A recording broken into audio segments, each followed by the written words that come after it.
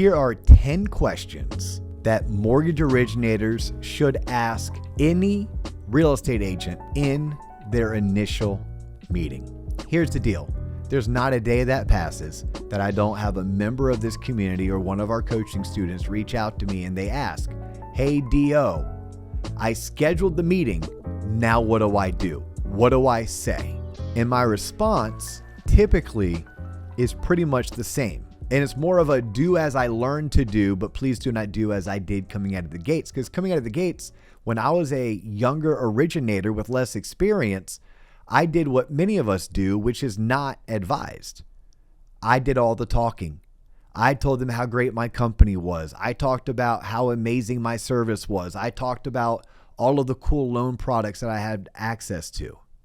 But what I've learned as I've become a little wiser, a little bit more seasoned, is that I need to do very little of the talking and I need to do a lot of the question asking and the listening. So then the question remains, well, what questions should I ask that real estate agent on the other side of the table, or that real estate agent that I'm sitting down at a Starbucks enjoying a cup of coffee with? So here goes. In order, these are my 10 favorite questions that any originator can ask of a real estate agent, especially when you're meeting for the first time. What did you do prior to real estate? I love this question because it's an easy icebreaker. It also gives me an opportunity to learn a little something about their background. We all have a story. We all have an origin. I would love to learn this person's story and this person's origin. So it's natural for me to ask, what did you do prior to real estate? My next question I want to ask is, what do you love most about being a realtor? And my job is to sit back and listen. Sometimes when I'm listening, it'll actually force me to mirror what they said to me. Mirroring is a tactic where I just repeat back the last 4 or 5 words that they said to me. It's my way of asking them to elaborate and do some more talking without me actually having to use those words. But I love to hear why someone became a real estate agent or why they became a realtor, because ultimately I'm trying to figure out what excites them. Where are their pain points? I want to be able to feed into their excitement while also solve for their pain points. Naturally, as we get past the breaking the ice questions, I want to ask them, how did last year go for you? I'm just curious. Some people may say, how many families did you help last year?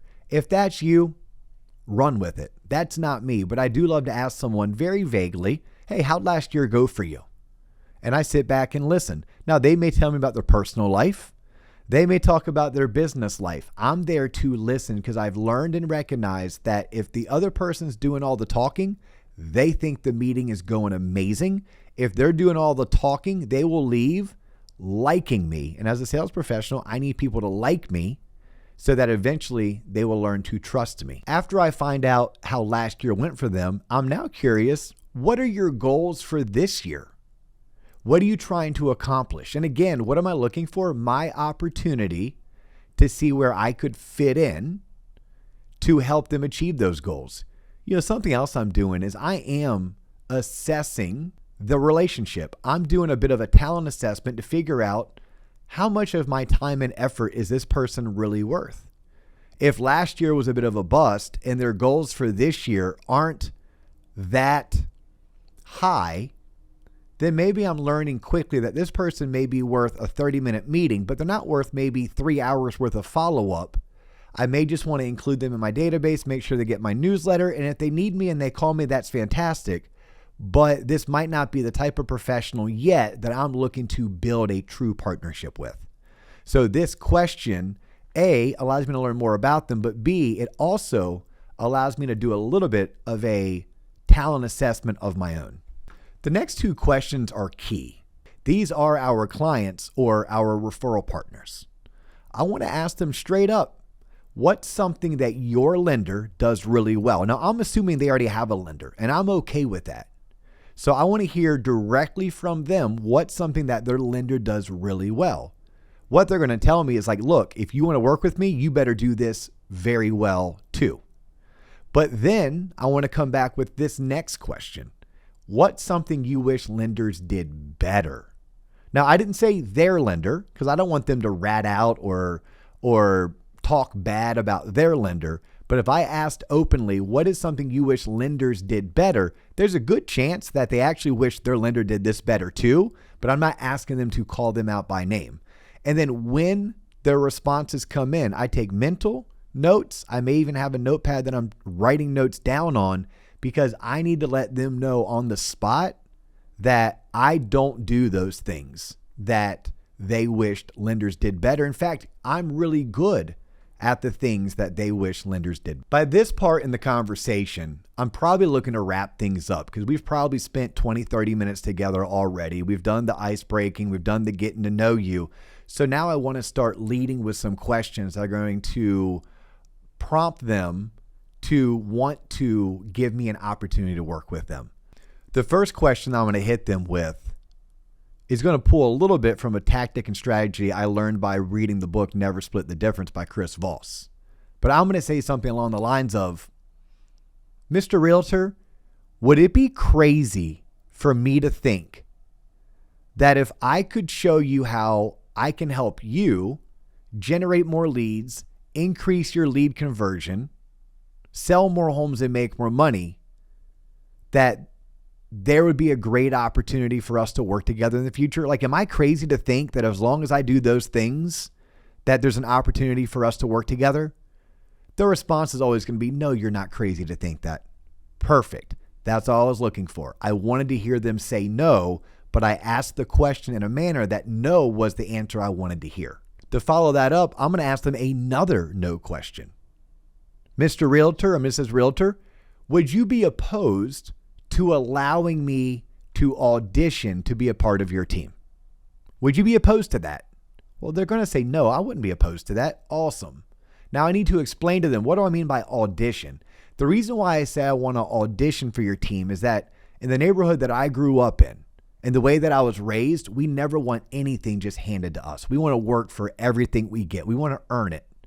So I look at you entrusting me with your next 2 buyer leads as a way for me to actually audition to be a part of your team. If I do a great job, then I know I've earned that role, even if that role is the second lender, the second look lender, or the backup lender.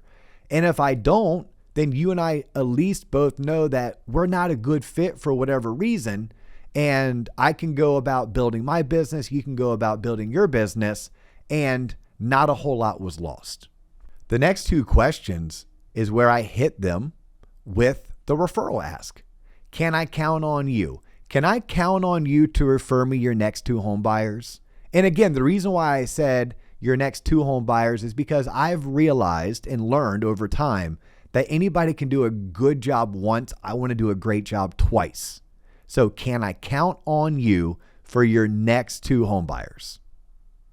Then finally, I need to figure out, how does this person like to be marketed to? How do they like to be followed up with?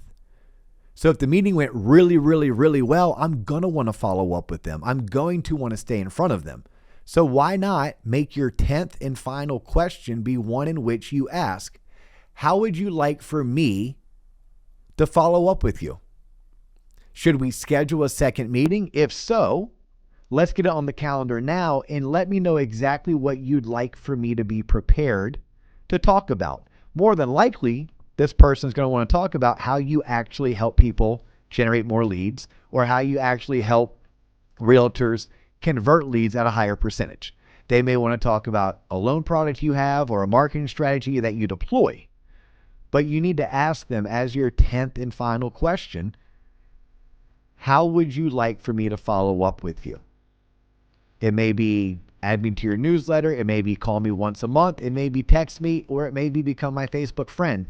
But you at least need to set the stage that you anticipate following up with them, that you recognize this was the first of many meetings to come, and that you all are going to be actively engaged in each other's business and actively communicating throughout the next weeks, months, and years. So there you go. These are the 10 questions that you need to be prepared to ask each and every time you're sitting down with a new potential referral source, aka a real estate agent, so that you can ask the right questions, let them do the majority of the talking, so they leave that meeting liking you and wanting to work with you.